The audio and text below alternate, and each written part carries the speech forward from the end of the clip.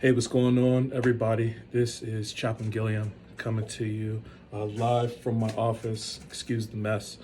But it's Friday. Hope everybody's doing well. I just wanted to come through and share a word of encouragement with you. As I was sitting here contemplating, what could I say to folks today? Normally I would type this out, and so I got a little bit more time to think, but I thought I'd try something new and see what you guys thought. If you like it, let me know. I'll do more things like this. But I wanted to offer you a word of encouragement today. I was sitting here thinking about how there's a lot of conflict in the world right now. There's a lot of things that are happening in our own country, around the world. Some of us are familiar with some of the things that are happening because of the news. Other of us we're so focused on what's happening in right here in our own hometown that you don't even have time. Maybe there's family stuff, maybe there's job stuff. All kind of things could be going on. And so I wanted to offer you a word of encouragement, and it comes from the book of Matthew, chapter 2. Book of Matthew, chapter 2, at verse 16. This is actually the story of when Jesus was born. It says, "Then Herod, when he saw that he had been tricked by the wise men, became furious, and he sent and killed all the male children in Bethlehem and in all that region, who were 2 years old or under, according to the time that he had ascertained from the wise men. Thus is fulfilled what was spoken by the prophet Jeremiah. A voice was heard in Ramah, weeping and loud lamentation, Rachel weeping for her children.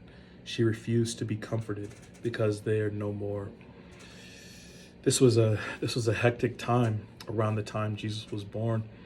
Around the time Jesus was born, there was this king named Herod, and these wise men came from the east because they had received a sign that a king was being born in the town of Israel, or in the country of Israel.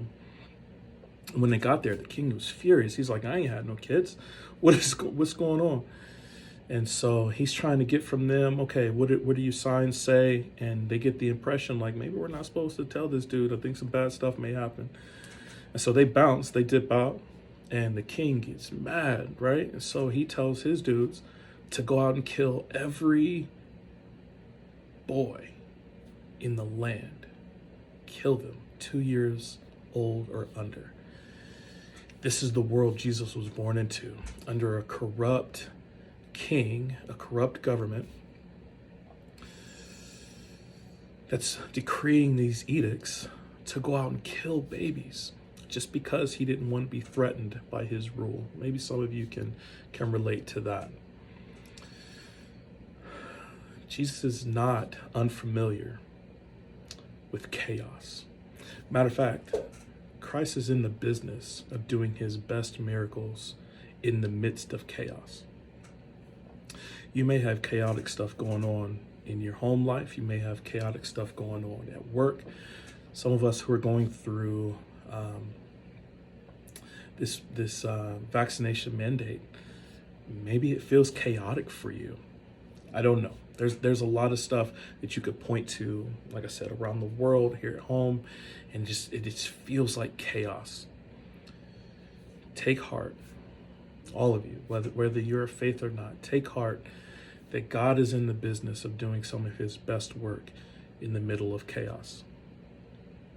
I hope that you can find a way to trust in that. I hope that you can find a way to receive the fact that even though my life seems out of control, I know God is still in control, and I know he's in the business of doing some of his best work when everything in my life seems chaotic. That's my word of encouragement for you today. Trust that God is going to do something awesome with the chaos that's going on around us. Keep looking to him. Keep trusting in him. If you have any questions, if you like what I'm doing here, let me know. I'll keep doing it. And I hope you all have a good weekend.